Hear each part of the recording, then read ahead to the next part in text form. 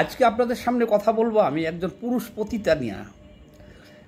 পুরুষ পতিতা নাম হলো পিনাকি ভট্টাচার্য।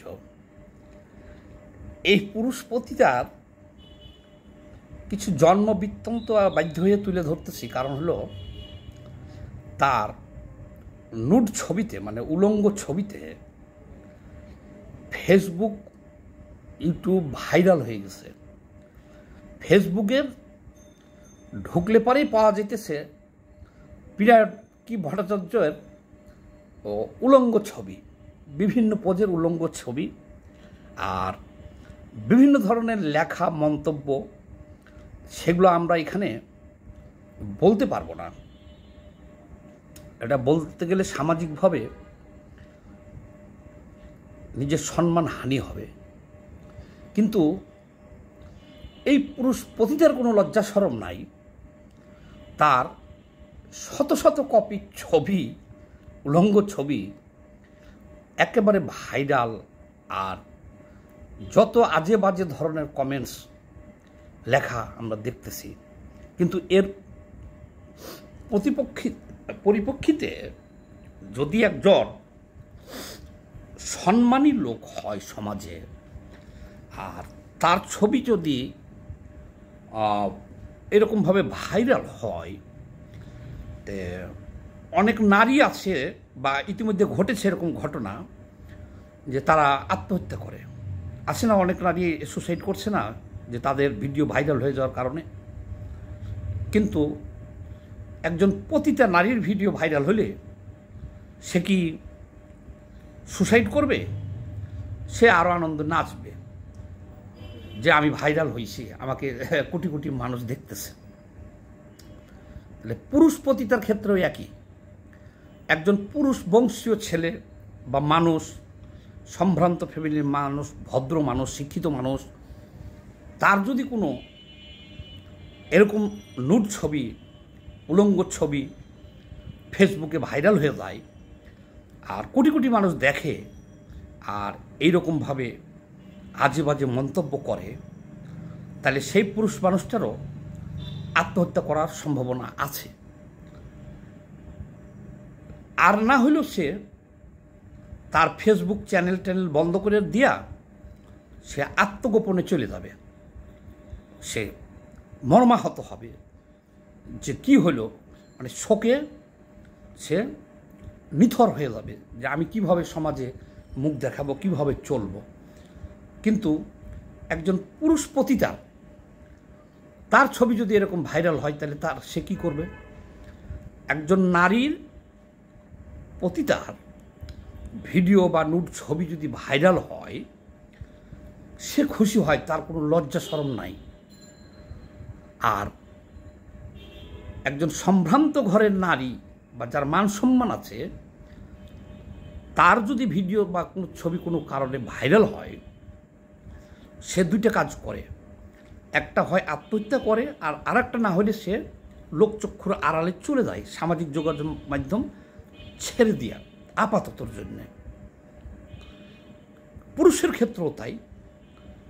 যদি একজন ভদ্রলোকের কোনো কারণে কোনো এরকম দুর্ঘটনা ঘটে, সে লোকচক্ষুর আড়ালে চলে যায়।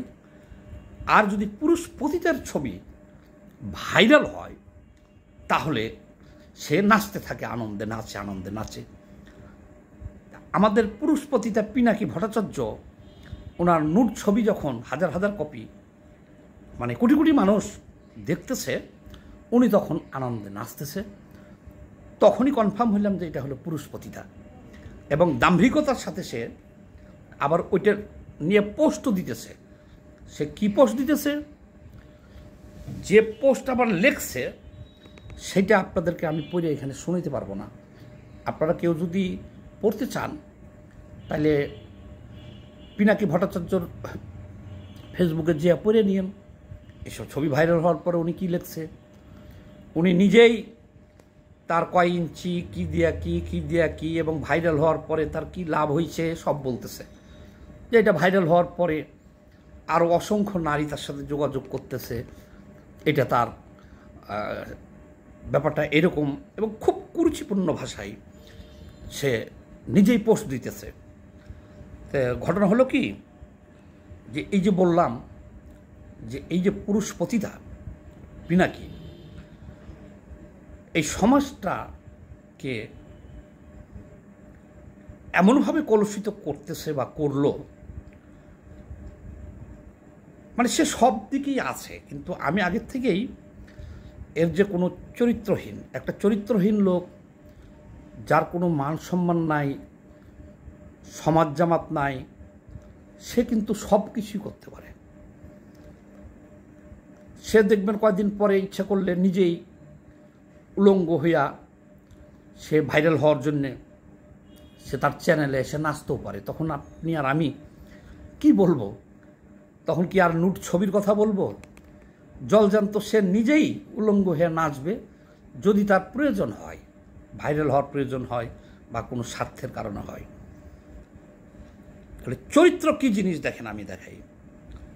এই লোকটার 289 জন শিশু মারা গেছিল সে যখন এই ওষুধ কোম্পানিতে ওষুধ তৈরি করছিল, সে সিরাপ বাচ্চাদের, তখন 289 জন শিশু মারা গেছে তার 2 নম্বরই ওষুধের কারণে। আচ্ছা, মারা যাওয়ার পরে কি হয়েছে? শেখ হাসিনা যখন সেই মামলা নাড়াচাড়া দিছে তখন সে দেশ ছেড়ে পালাই গেছে। কিন্তু দেশ ছেড়ে পালাইছে সেখানেও সে মিথ্যা বলছে, কারণ চরিত্রহীন মিথ্যাবাদী সবসময় তো সে সত্য কখনোই বলবে না। সে বলছে তাকে শিবিরে আশ্রয় দিছে এবং শিবিরে তাকে পার করে দিছে ফ্রান্সে। কিন্তু এখন ভিডিও ভাইরাল হয়েছে, দেখা গেল তাকে ভারত বর্ডারে যারা পার করে দিতেছে তারা অন্য লোক, তারা হলো ছোটন গ্রুপের এই যে লোকজন আছে, এরা নিরাপদে তাকে পার করে দিছে। আচ্ছা, ভারত চলে গেছে এবং আমাদের কাছে এই তথ্যও আছে যে ভারতেও সে দীর্ঘদিন থাকছে এবং ভারতের সহযোগিতায়, এবং সে নিজেই কিন্তু একটা রয়্যাল এজেন্ট, মানে ভারত তাকে বানাইয়া তারপরে একেবারে নিরাপদে ওখান থেকে ফ্রান্সে পাঠানোর ব্যবস্থা করছে ভারত। কিন্তু সে দেখেন, এটা তো এখন ভিডিও ভাইরাল হয়ে গেছে, এখন তার এজেন্ডাটা হলো অনেক, এই এত শর্ট ভিডিওতে তার এই এজেন্ডার কথা বলা যাবে না। তাহলে সেই যে লোকটা দেখেন 2013 সালে যুদ্ধ অপরাধীর দায়ের এই জামাতের নেতাদের ফাঁসির দাবিতে সে আন্দোলন করছে, সামনের কাতারে ছিল সে।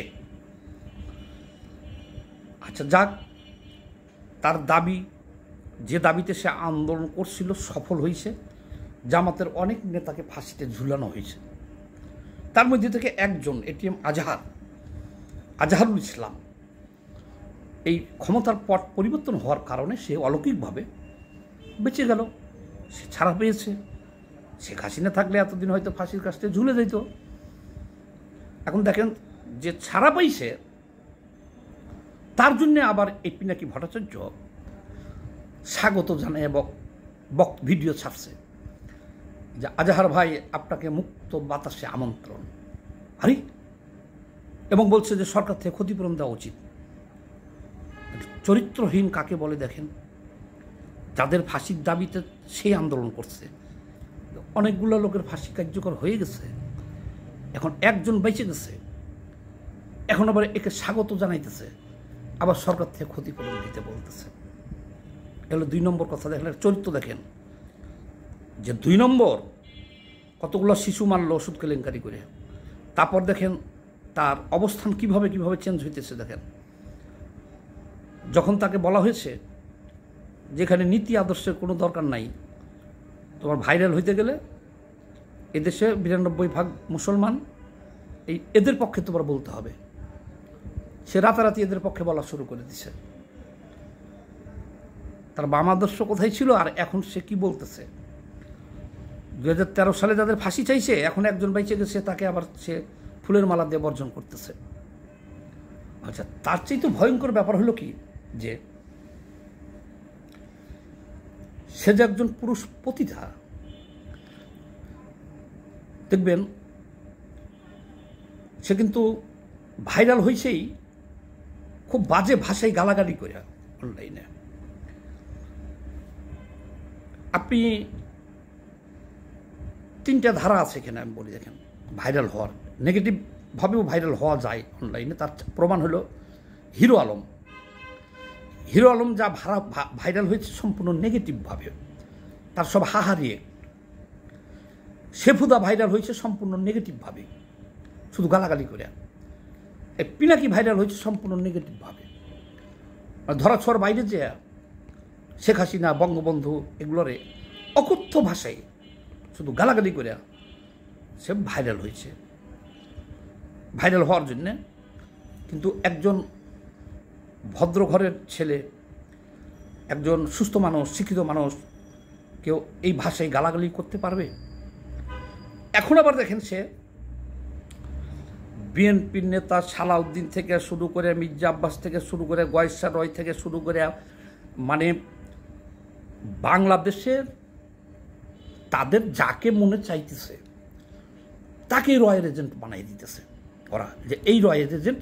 আর সাথে কিন্তু নারী আছে, যে সালাউদ্দিন সাহেব অপহরণ হইলো, গুম হইলো, ভারতে থাকলো, ওর সাথে নারী যোগ করে দিছে, যে ভারতে ওকে নারী দিছিল। কিন্তু পিনাকি যে ভারতে পলাইছিল, ওকে নারী দিছিল কি না এটা ও বলে না। দুটা লোক আছে খুব খাতারনাক, ও একটা, আর হলো যে সাংবাদিক ইলিয়াস একজন, দুজন আবার একজোট হয়েছে। মনে রাখবেন,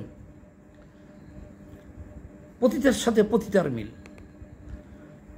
সাংবাদিক ইলিয়াস যে কোনো মুহূর্তে যে কোনো লোকের ভিডিও ভাইরাল করে দিতে পারে, সে ভিডিও বানাই নিবে, ভিডিও বানাই নিবে। আপনার এখনকার অত্যন্ত তথ্য প্রযুক্তির যুগ।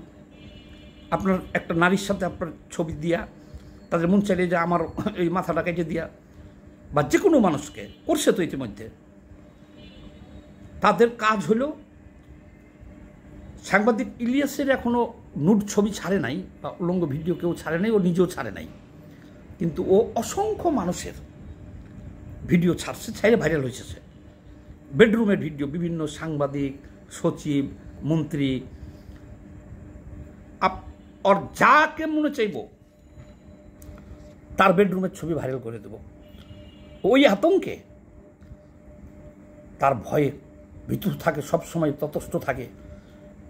সেনাপ্রধান থেকে, নৌপ্রধান থেকে, সচিব থেকে, মন্ত্রী থেকে, এই উপদেষ্টা থেকে, যে আরে ও তো ভিডিও তো ও ছাইড়ে দিব বানায় সারা বাংলায়, ও তো ধরাছোঁয়ার বাইরে।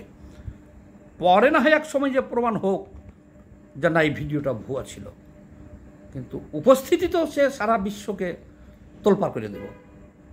এই একজন যোগ দিছে কিন্তু যে এর সাথে। আর পিনাকি গালাগালির পাশাপাশি সে এখন নিজের নেকেড ছবিও ছেড়ে দিতেছে বিভিন্নভাবে। আচ্ছা দেখেন, এই লোকটাকে যারা বাংলাদেশের যে সমস্ত মুসলমান এই লোকটাকে সমর্থন দিতেছেন, তারা যদি ঈমান আমান নিয়ে মরতে চান, তারা দ্রুত তাকে আনফলো করে দেন। সে একজন মুসলমানকে বিয়ে করছে করে হিন্দু করছে, এটা আমাদের ধর্মে নাই, মুসলমান ধর্মে এই বিধান নাই। তার মুসলমান হওয়ার কথা ছিল, হয় নাই। সে মুসলমান মেয়েটাকে বিয়ে করে জোর করে তাকে হিন্দু করছে।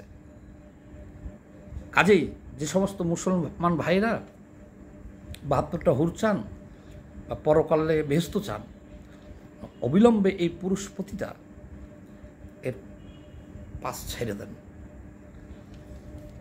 কয়দিন দেখবেন এই যে তত্ত্বাবধায়ক সরকারের বিরুদ্ধে ভিডিও করতেছিল, কিন্তু ক্ষমতায় আসার পরে তো তত্ত্বাবধায়ক সরকারের একজন উপদেষ্টা যখন ফ্রান্সে যে তার সাথে দেখা করলো, সেলফি তুললো, তারপর থেকে কিন্তু ঘুরে গেছে। এখন জিহাদ শুরু করছে একে রাখার জন্য। ভিডিও অনেক বড় হয়ে গেল, তবে শেষে একটা কথা বলি। সে বলছে এখন ভোট চাই কারা? রুহিন হোসেন প্রিন্স কমিউনিস্ট পার্টির সেক্রেটারি ভোট চাইছে। আরে ওর তো ভোটই নেই দেশে, আড়াইটা ভোট নেই, সে ভোট চাই। আরে ভাই, আড়াইটা ভোট দরকার কি? আমার তো ভোট একটা দরকার। রুহিন হোসেন প্রিন্সেরও ভোট একটা আছে। আমরা তো ভোট চাই একটা ভোট দেওয়ার জন্য, আড়াইটা ভোট দিতে যাবো কেন আমরা? তাই হোক, এই জাতিকে সাবধান করে দিতেছি, সে কিন্তু নিজেই ভারতের একজন এজেন্ট। মনে রাখবেন, সে শিবির তাকে পালে নাই, শিবির পাঠায় নাই। সেখান থেকে ভারত পলাই গেছিল, সে ভিডিও ভাইরাল হয়েছে এবং ভারত তাকে প্রশিক্ষণ দিয়েই যত ধরনের বিরোধিতা, মানে কেউ বুঝতেই পারবেন না, দিন শেষে যা দেখবেন যে সে হলো রয়ের এজেন্ট। সবাই ভালো থাকবেন, ধন্যবাদ।